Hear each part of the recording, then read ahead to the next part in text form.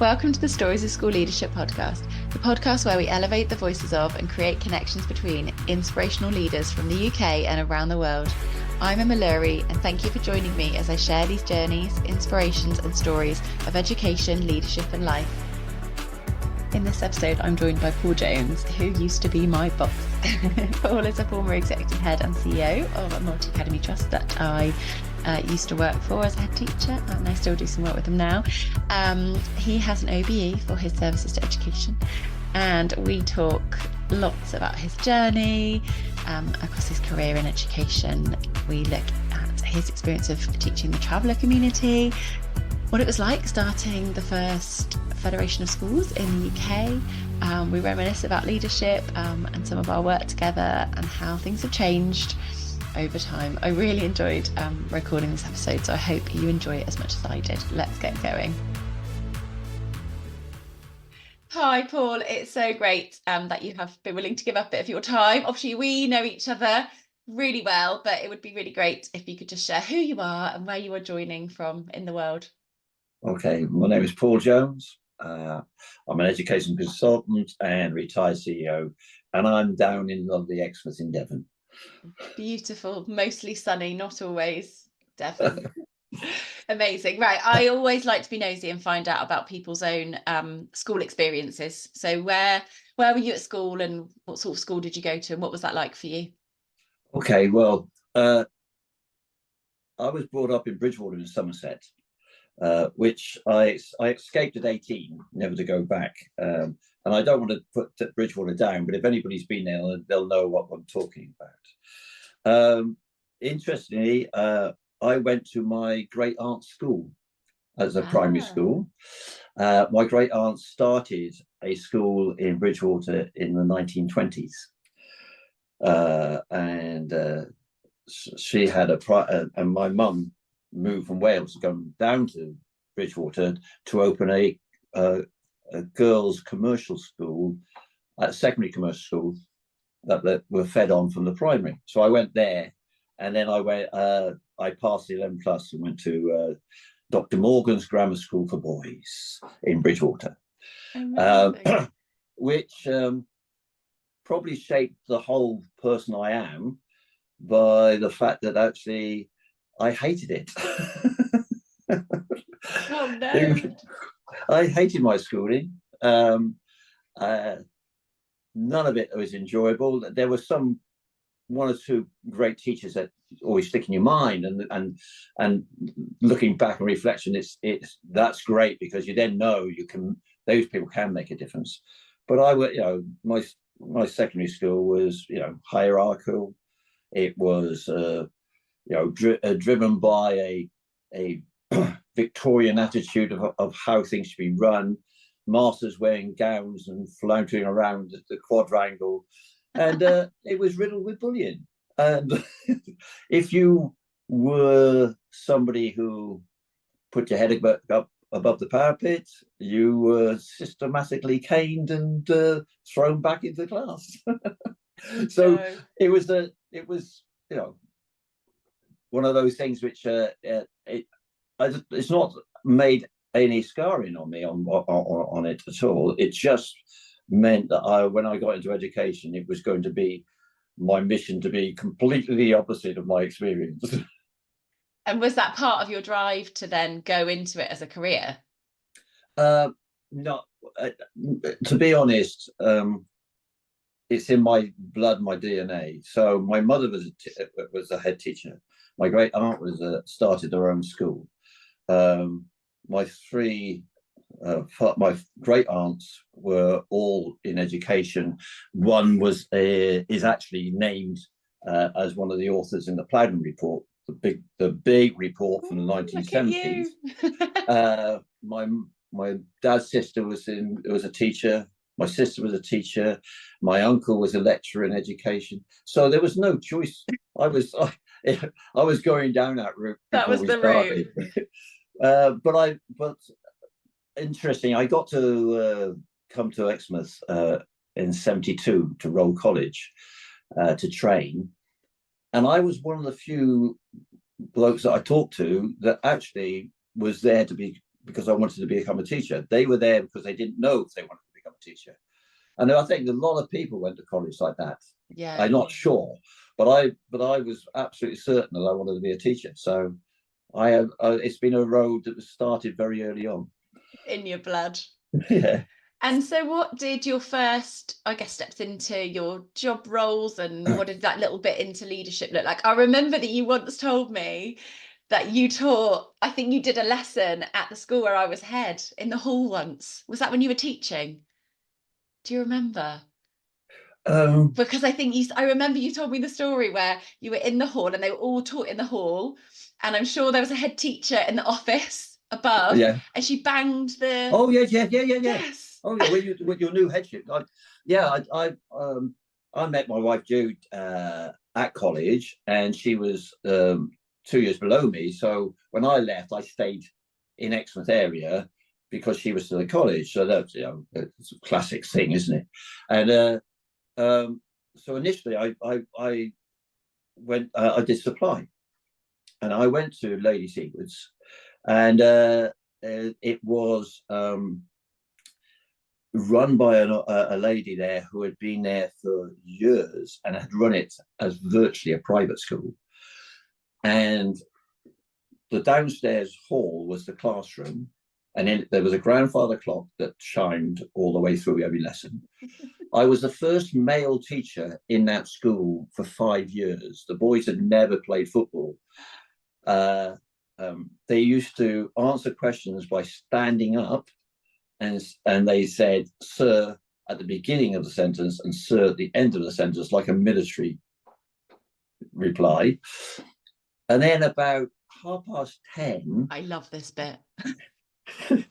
there's this banging on the ceiling, and this lovely little girl got up, went across the classroom, didn't speak to me, went across the room, put the kettle on, and made a cup of tea, and then took it up the stairs to the head teacher's, because she lived upstairs, because she was off ill. That's why I was teaching, and she took her a cup of tea at 10:30. And they all through the day, there's this couple of bangs on the ceiling, and for different things to be taken to her.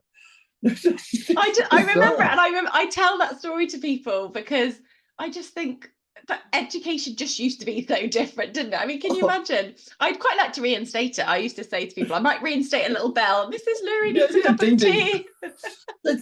And we that was 75. So decimalisation had been in for a while by then. They were still doing pounds, shillings, and pence in their books. And I mean, that's autonomy, isn't it? Right there.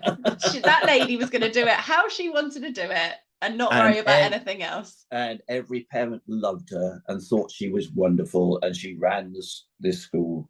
And it was, it was quaint. And it suited the building, because you know what the building was like. It looks like a little cloistered vicarage, doesn't it? It's very great. Beautiful place. Yeah. But my first real job, my first full-time job was I said I teach anywhere and anything. The only job I didn't go and do supply-wise was to teach A-level chemistry, right? And they knocked on my door and said, I said, I'm a primary school teacher. I'm a scientist, but I don't think those students really are getting a good deal for me going in and learning the night before what they're going to teach them. So that's the only one. But they knocked the guy, the old teachers' wardens in those days, knocked on my door and said, we need somebody to go and work on a gypsy site. I said, okay. And I went to see the head teacher of the school that had the responsibility of the gypsy site. But the gypsy site was 15 minutes away from the school. I walked into his office. He had the gas fire blaring, and it was red hot in there. His 2 dogs were sat either side of by the heat, sunning against the heat, and he had a big broadsheet paper in front of him and a big jug of hot chocolate for himself. And that was my first introduction to a head teacher.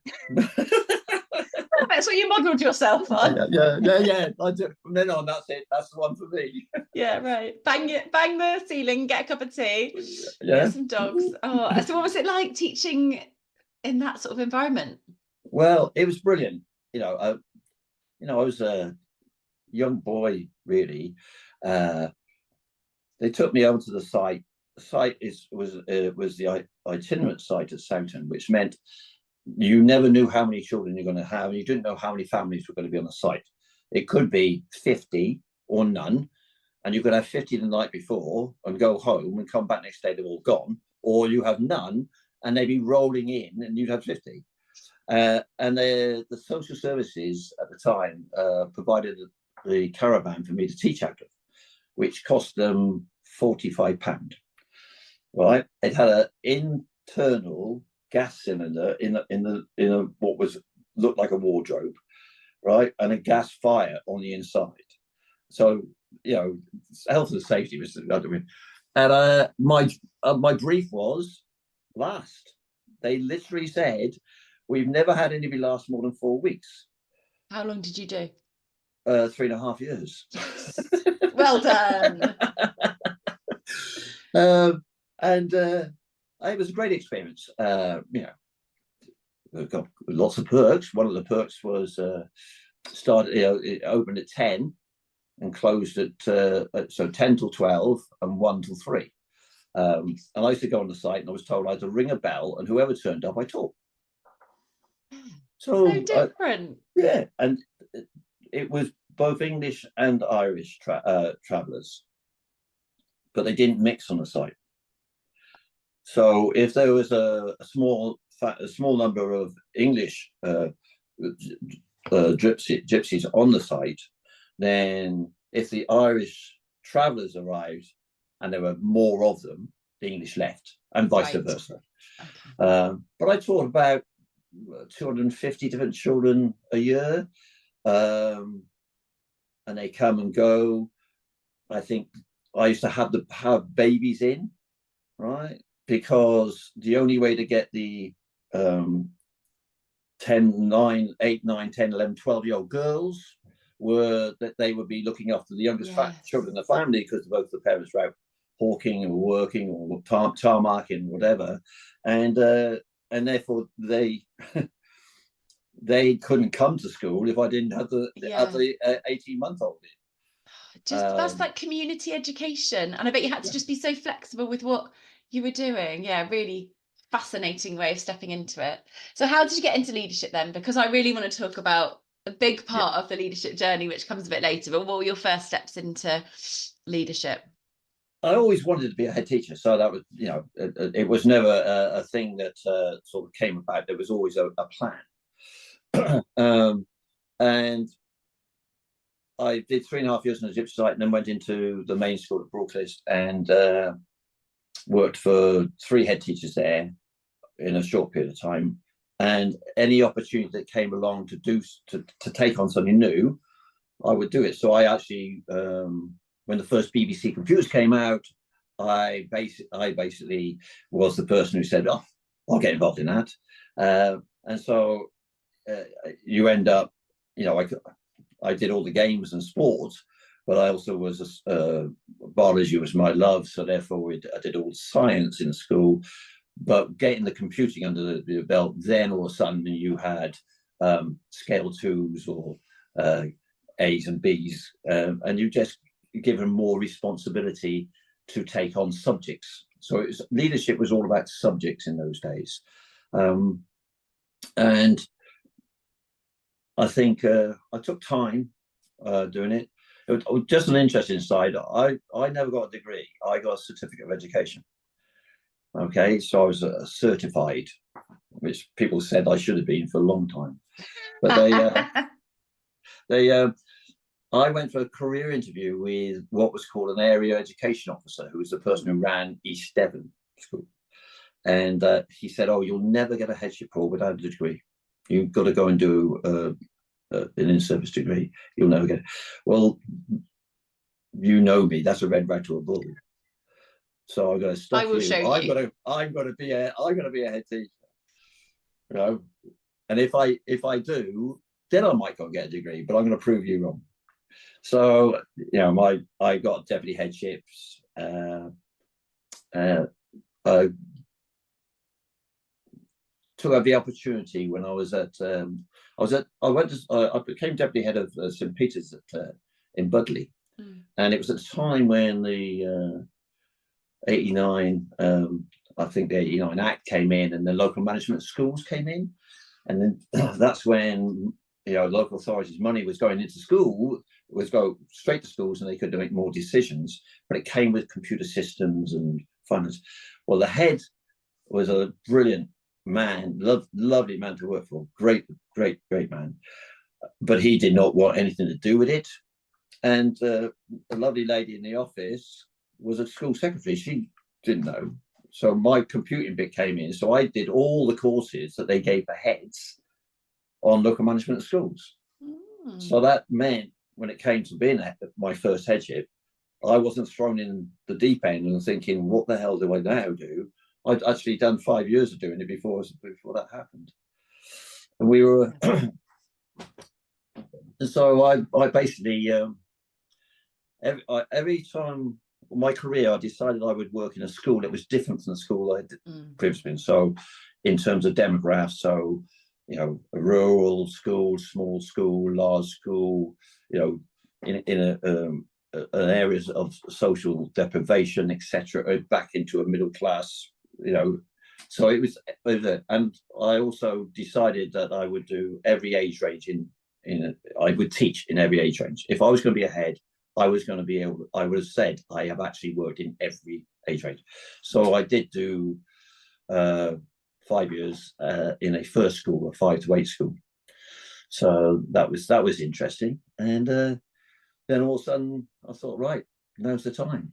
And I applied for school, Summerway Middle School in Exeter. Yeah. Unbeknown to me, it had been inspected, was one of the first schools to be inspected by the Devon inspection team. An Ofsted had just come out, and it was absolutely awful. The head went and they applied, they threw me in. I mean, there's one old lag teacher there said to me on about my second day, well, you know why you got the job? It's because you're inexperienced, don't know anything, you're bound to fail, and they don't care. Red rag to bull, you thought, I'll show you. Yeah. And that was an interesting. I learned so much in the 4 years in that school about myself and about leadership. Yeah. Big time. When you get thrown in, that tends to happen. Yeah. The problem in reflection is the only way I knew how to do it, to improve the school, was to virtually carry it personally, everything, and do everything. And it's unsustainable. So I learned at the end of it, that's not what you do. But in fact, it was what was necessary when I did it. So I couldn't have done it any other way. But what I learned is you don't have to do that again. You can find a better way of doing it. But I learned so much about leadership, teams, groups, teachers, professional development. It was a very interesting school. HMI came in with a monitor, what would have been a monitoring visit at the end of my first term, and they gave me a year to turn it around, or they would have closed the school. Do you remember the riding school? Yeah. Well, they likened it to the riding school. Okay. So they said we'll get, and the HMI was scared me to death. Absolutely scared me to death. And I walked him out down the corridors at the end of the 2-day monitoring visit, and he said he told the governors, and me, blah, blah, blah. And he turned to me at the door to go to the car park, and he shook me by the hand. He said, "You know you can do it, don't you?" Oh. And and my mouth dropped open, and I didn't see that coming at all. And he walked out the door and left. And I stood there. I can remember standing there, like, naive young man, and thinking, it was a compliment. Yeah. After That little moment, I guess, probably changed your perspective on it. Little bit of humanity just right there. But the interesting thing is, I also learned about leadership, and it's not a great thing, but Ofsted gives you a lever.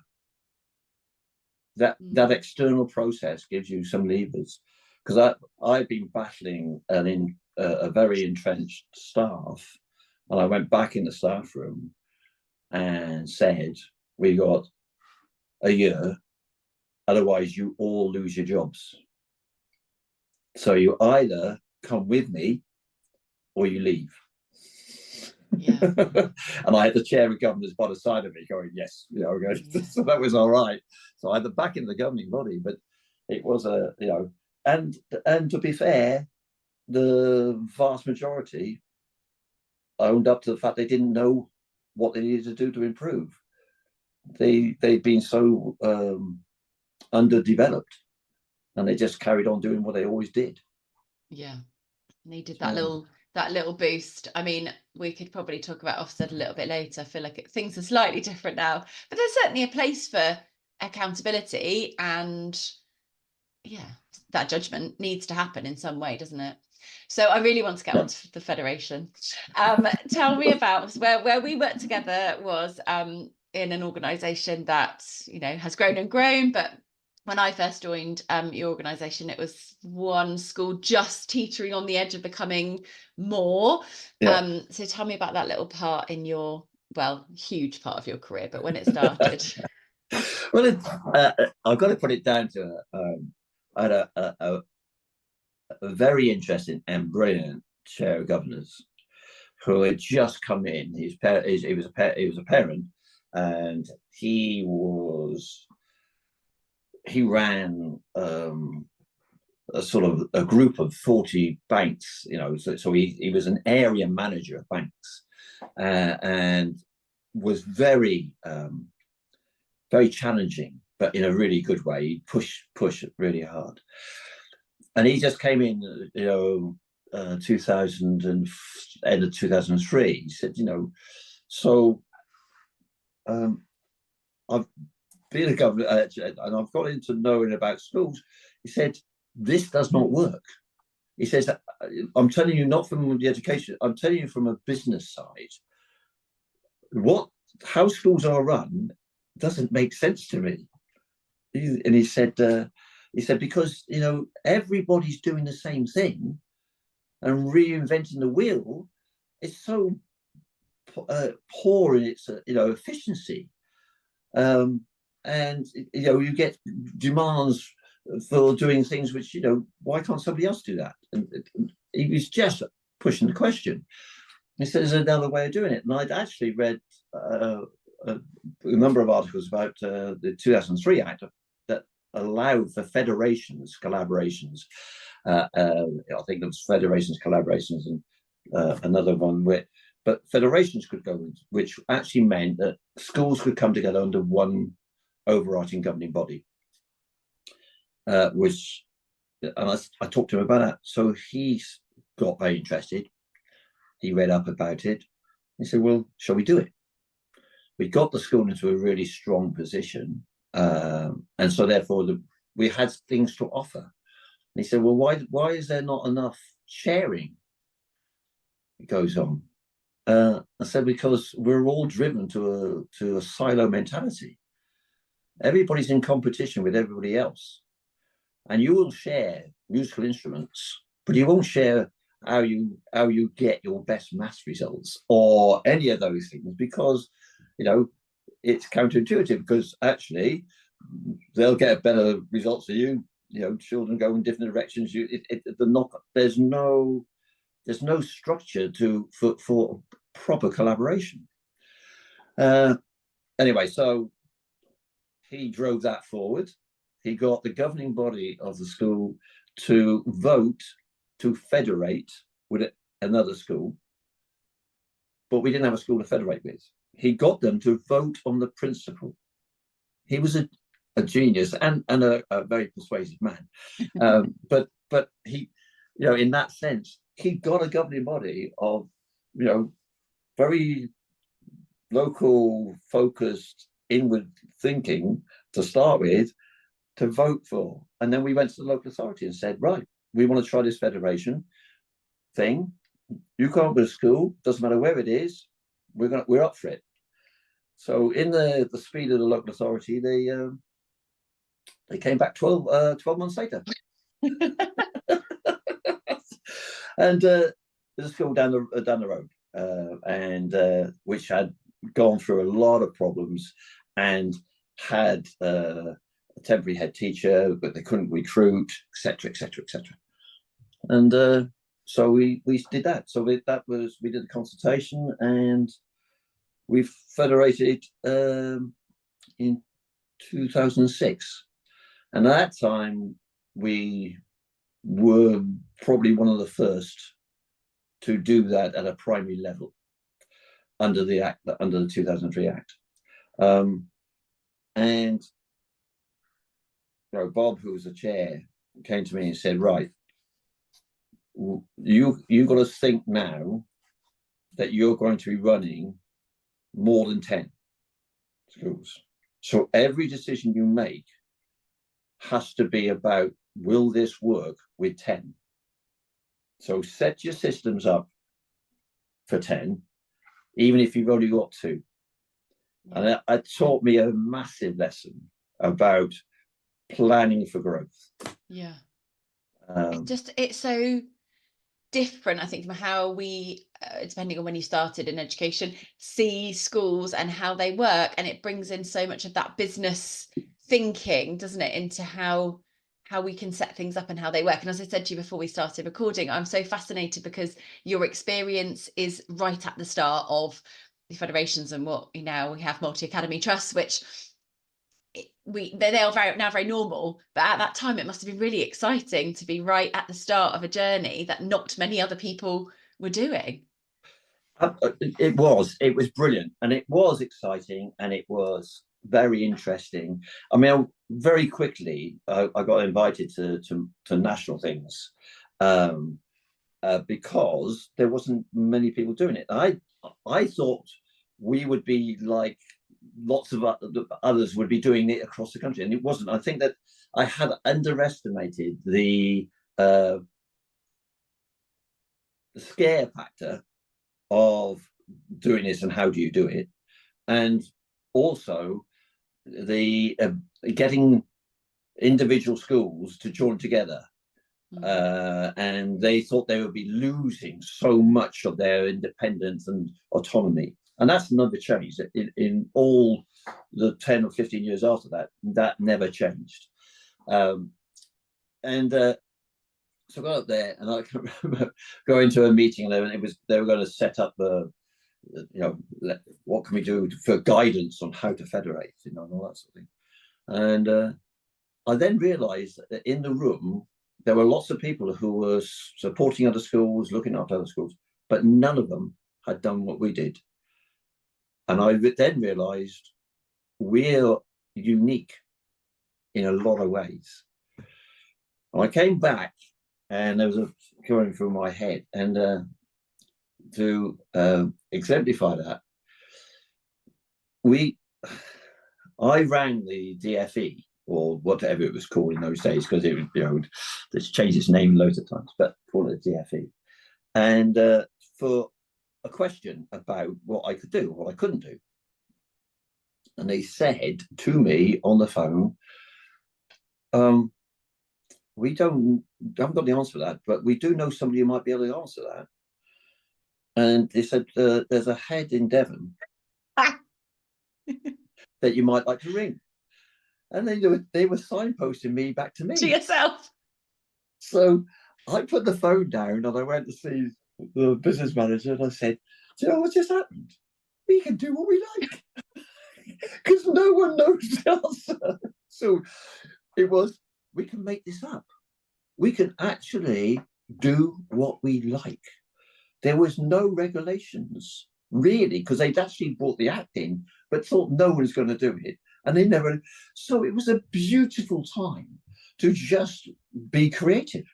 Yeah. You know? And do you know what, when you were saying that, I really felt a sense that we don't have that now. Like, no, to have freedom, autonomy, to be able to make those some really quite big decisions, that just doesn't exist in leadership at the moment. And it feels so far away that actually it used to be like that. I know, and it's not crazy. that long ago. No. You know, in the scheme of, you know, I started teaching in '76. You know, for Corona, it's a long time ago, and you know, Well, it's not even 20 years ago. We're talking, you know, yeah. we're talking about it being so different. The thing is, you know, personally, looking at the system and looking at my time in it, I would say what the problem is that actually nobody in central government likes people to have that freedom, because yes, well, clearly, because it didn't last long, did it? They feel they've lost control. They loved it for the period that it actually met what they wanted to do, which was to bring schools into larger groups. But they quickly then realized they had to put constraints and structures in. And my role, I've always believed in the beginning of it, was to be one step ahead of their structures. So we'd already put it in place before they put the structure in. A number of times said, people would say, "Well, how do you do it?" And we're not allowed to. I said, because we did it before they put the barrier in. So we were sort of like trying to race ahead of the structures. But now they've really regained control over the system, that everybody's now conforming, and it stifles creativity and innovation. That's the problem. Yeah. It's, you know, you don't want anarchy and chaos, but it is a good thing. Chaos is a good thing. I think leaders don't realize that actually living in chaos is really good, because it actually can be the most creative time of your life. Yeah, it's when you have to dig. It was like you said, when you go into that headship and you think, "Oh my gosh, I have no idea what I'm doing." That's when you have to dig deep and figure it all out, isn't it? But you're right. I think before we started recording, we talked about kind of some of the constraints that are there now, and maybe what the federation or academy system could have been. Like, how do you feel about where we're at now, and what change? I guess how it could have been different. Well, I went into the federation when we started it, and then when we got inside, it was a golden opportunity, in my opinion, to change the way that the education system in this country had been run. It has not changed for 100 years. I mean, we used to have school managers, then we had governors. You know, you had a head in a school that was appointed by a governing body, and they ran the school. The local authority ran them, and everything, and it was very the same for decade after decade after decade. Even the 44 Act didn't change anything.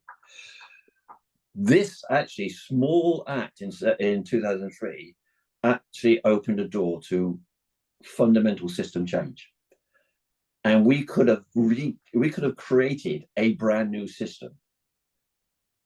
And what I think has happened is, because they didn't like the fact that this was actually something that could expand out of their control, I think what has happened is the constraints have done is we've reinvented the old system, but just call it a different name.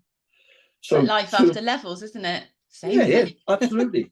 That, you know, my take on education is that there's been, I can probably put a real good reason for a lot of the things that have happened in education. I can put a case for Ofsted. I can put a case for a national curriculum. I can put a case. All these things have in them, rooted in them, good reasons for doing it. They just mucked them up, right? They just couldn't let it be and make it really good. And so, you know, for me, I see multi-academy trusts acting more like local authorities in their way of doing things. I always believed when I was a head that the job was undoable. You could not do it under the old system, where you had to be, you know, you had to run the budget, the buildings, everything. That's that system was killing your heads. So what, you know, the one thing that I really wanted was to put leaders of schools in schools and take everything I could off them so they could be leaders of teaching and learning and drive forward children's learning so the children got a great time and learned, and outcomes should go through the roof. Because any head in those days would tell you they spent 10% of their time on teaching and learning, 90% of the time on everything else. So if you flip that and say, right, I want the new leaders in the school to do 10% on everything else and 90% on teaching and learning, we ought to get a better system, and it would be best for children. And I think we had that for a bit. We did. I think we did. That I was in that little bubble. I was lucky enough to lead a school in that organisation, and that's how it felt. Okay, there was other little bits that came along, because when you're ahead, you do have to mop the floors and clean up the sick and all that. But a lot of our time was spent in that way. But now it feels like it's flipped again. In my most recent headship, and now it feels like you are trying to squish teaching and learning and driving forward improvements and being strategic at that level into about an hour of your day, and everything else is complete. And you and I started education, you know, many years apart, but we went into it for teaching and learning. We went in for what do children experience? What do they really get? Where are the memories that they have about their learning? You know, the excitements of it all. Yeah, I forgot that. I mean, we did some great stuff, but you know, when you have one of the teachers did a tennis ball cannon, right? So you actually shoot a tennis ball out of a big cardboard tube, and one of my great joy was I was talking. Dad came to see me. He said, "Mr. Jones, I want to tell you, I want to tell you, my son came home, and I've had the best time with him I can ever remember. He told me about this tennis ball cannon and how they made it in his class, and they went to the playing field and they shot these tennis balls all across the playing field. He said, we had such a laugh. We made it together last weekend, and we were shooting tennis balls over the house. He said, and I've never had so much personal, you know, excitement time with him." And I thought, and inside you just great, because that's a memory for a father and a son. And when he's 30, he's going to remember that bit. That's why we got in it. And yet they want us to become leaders to have none of that.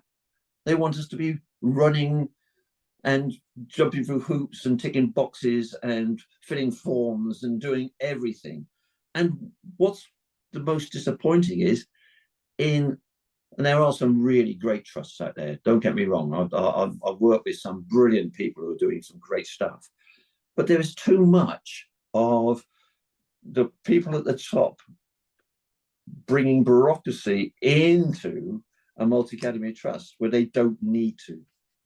We've lost the trust in our profession with the people who do it best, which is the people in the classroom. And we've got to trust them and not make them have to do, you know, fill these forms in, tick these boxes, do everything. Yeah, we need to shift the perspective a bit, don't we? So the trust grew, the federation grew. What are your, I don't know, I mean, you must be incredibly proud of it as an organization and as a block in your career, because it was huge, not only because it was very early on in the career and people were asking you how to do it all, but what are your, I don't know, fond memories or proud moments when you look back and think about it? There are loads. I mean, to be honest, I'm a very lucky human being because I did 43 years working, and I never didn't want to go to work. I really, really loved my job. From the time I was on the gypsy site in a caravan to computing or whatever, and I loved every bit of my leadership as well. I found so much joy because the focus is when you see the change in children and people. First the children, second the people. Leadership brings you both. When you're just a class teacher, it's all about that the child experiences and development and excitement and interest and just galvanizing that beautiful childhood energy. When you're a leader, you got to hold on to that and got to dip into that and stay close to that. But you also get it when you see wonderful, talented, young and not so young people who get better and better at their job, but actually are enjoying their job and are you see them really ignite a passion and come and want to tell you, have you seen what someone's done? And I think leaders in a number of our multi-academy trusts and everything don't have enough time for that. They don't make time. They're too busy. They're too busy doing this or doing that and the structural things. And if you can get back to where the class is and where the children are, then your job becomes so much easier because you go back to that meeting and that battle with local, with buildings or so and so, energized because you're making a difference for the children. Does that make sense? Yeah, I think you're right. I think that's where the joy lies, isn't it? And that's what people say when they're able to be with the children and see the impact of the work they're doing. That's when it's so special. And that goes back to why we invented heads of teaching and learning, right? The name was actually deliberately put together that they were the lead. I wanted leaders, but I got told you got to keep the head, and that was only for contracts, right? That was somebody in the legal department saying, well, no, you've got but you're the leader of teaching and learning, and that is the main thing that you should do if you're in a school. If you're running a school day to day, you're the leader of teaching and learning. The flip side of that is you've got to be damn good at teaching and learning to lead it. Yeah. So it makes it getting the people who actually understand teaching and learning in that leadership role. Yeah, getting people into those, and it's right now it's getting people to want to do it, isn't it? Yeah, because there's no joy in it. If there's no joy in it, people don't want to do it. Yeah, joy is a really interesting concept. I've got a little project lined up that I want to do about joy. So I was just thinking about some of the I don't know, kind of the schools and the things that you do now. So now you're in consultancy, so you have that lovely job of going in and seeing schools, not having to be there every day.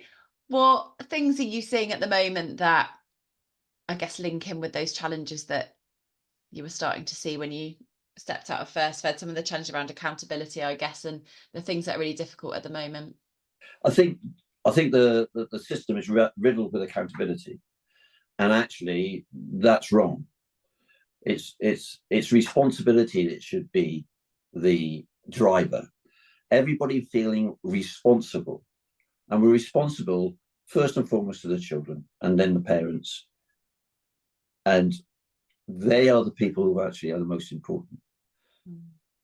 But I'm responsible, not accountable to them, because accountability for me means it's you have to do this and you have to do that, and we have to measure it.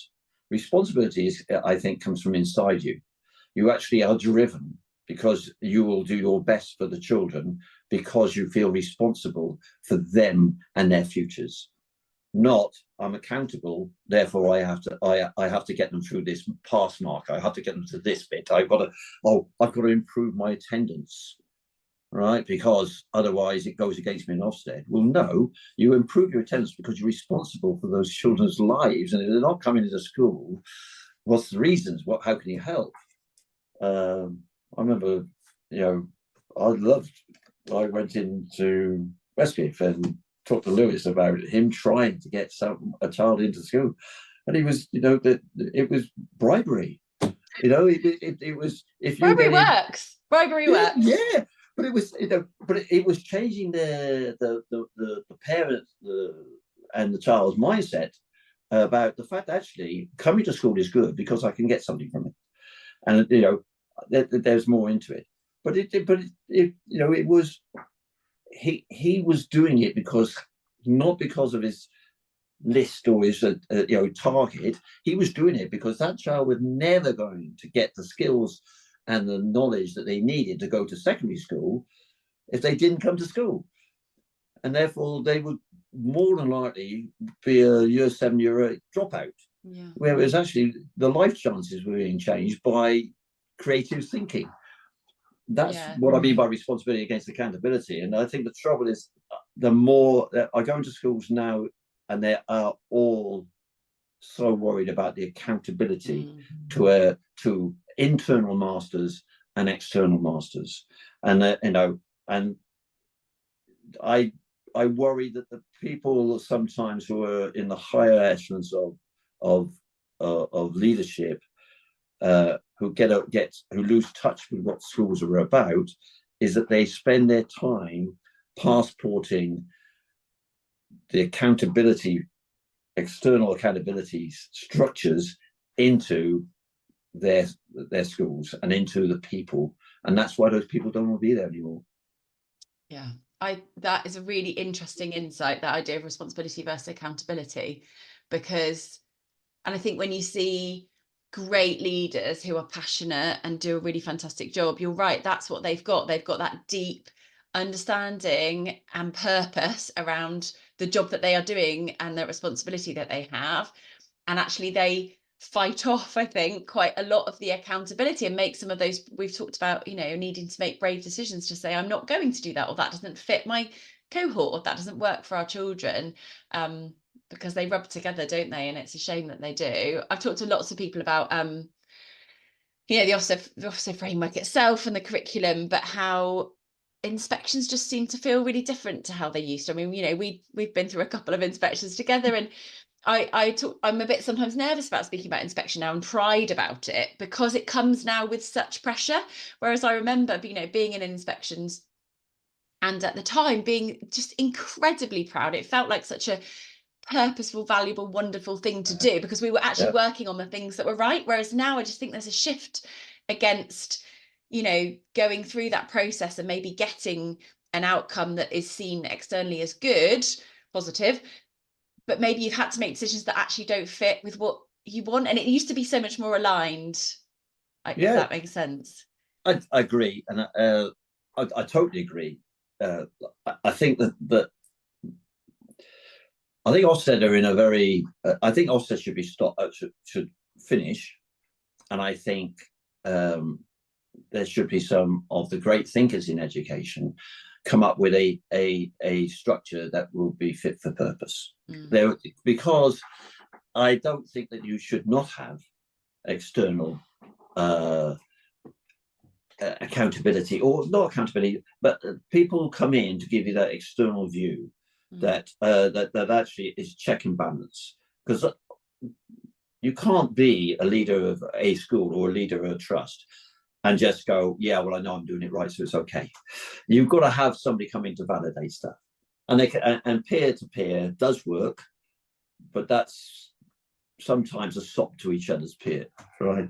Or you want somebody who's going to come in and go, and if peer-to-peer works properly, then you don't fall out with somebody who tells you something you don't like. All right, or I won't work with them anymore because they told me something I don't like. That's the problem. The trouble I think with Ofsted is that they tried really hard to keep changing stuff, they got two masters. They got the people pushing from our side, and there's people from ministers' side. And the ministers who, in my opinion, right, all went to public school. So what do they know about education? So for me, they've watered down the inspection framework and everything to try to be correct, and in doing so have missed all the things that make great schools, and now have only things that you can go, yeah, doing that, they're good. They're not doing that, they're not good. And it's gone to a simplified model that is not fit for purpose. Like we were talking beforehand, I said to you, the inspection, and I did 21 inspections or HMI visits or monitoring visits as the accountable person. My name was on every Ofsted in every one of the schools. Right, I didn't passport that down because I felt if I'm at the top of it, then I need to take the responsibility for it. But that one at Lady Seawards, when you were there, was a validation of all the things that I wanted to. I really wanted to happen in schools, and done by yourself. Who, I don't know, had you been head of teaching and learning for what? 2.5 years, I think. Yeah, the most. Yeah. Right. And a baby. And staff, which were all so young. And I think, as you said before, I think it was something like across the 4 teachers they had between them something like 13, 14 terms of experience, and they came out with outstanding, with an HMI who was really, really, I mean, do you remember when he took all the books away for overnight? Right, I don't even know if they're allowed to do that now. He's collecting them all up to take them away to analyze them overnight. And they think, oh my gosh, I've lost control of this now. But actually, when he was feeding back, it was just it's one of the major highlights of my career. That feedback, it was so lovely to hear, and you go, right, it can be you can do that. It can be done. It can be done. But we often talk about, and Lewis, I'm very lucky to have him as the first guest on the podcast, and we talked about how we felt that we had that accountability then. We made decisions over lunch. By Friday, we'd sorted them out. The value of being in a small school is very different to what you can do in a big school. But like you said, that newness of being in that framework of quite a new organization, having, you and other leaders who were saying, do what you think is right, give it a try. It was a fail fast kind of environment to live in. It was give it a try, see what happens. There aren't rules. There are some rules, but they're little and they keep things consistent. It's not about, everyone doing the same thing. And we made some really exciting big decisions, which I know, the curriculum framework has changed now, but I still think a lot of the things that we were doing then would stand up to the test of the framework now if we had the time and energy to get those things and the finances to get them in place. And I think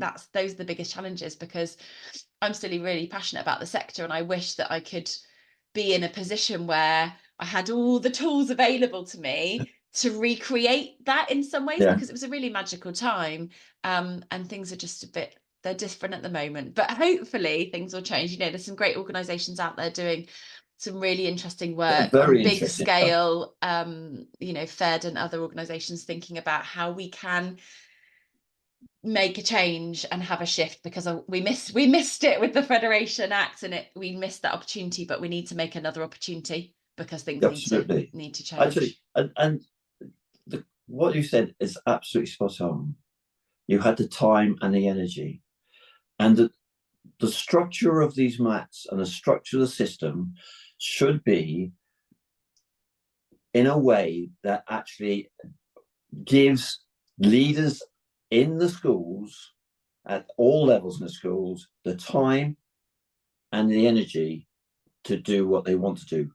That's when they create new knowledge. That's when they create new thinking. That's when they create great ideas. Is when you have time and energy. If you're sucking time and energy out of the system by overburdening it and making it bureaucratic, you only become a managerial system, not a leadership system. And there's too many times people talk about leadership, and what they're really talking about is managerialism, and it's all management tasks. Actually, leadership, you know, I told you about Bob the chair, right? He said two things. He said one was, don't decide today what you're not willing to change tomorrow. Right? That doesn't mean flip flopping, but it doesn't mean don't get stuck in a train, a way of thinking. If you think of a better way, and he also said that actually you as a leader have to take your brain, your mind, to its very edge, put a deck chair down and sit in it. All right. And what he was saying is, if you don't give yourself time and space to think, then you can't change what's going on because you're on the hamster wheel.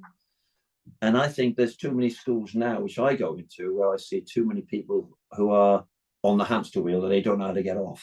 The only way they know to get off is to leave the profession, and that's a waste of talent and a waste of resource. Yeah. Isn't it? Well, he sounds like a very wise man, as are you, Mr. Jones. It's been so lovely to speak to you. Thank you so much for sharing experiences and insights. I've learned so much. It's been really fantastic. It's been brilliant. I love it, as you can tell. Amazing. Thank you so much. Thank you so much for listening to the Stories of School Leadership podcast. We'd love to know what inspired you in this episode, so do get in touch and tell us your thoughts.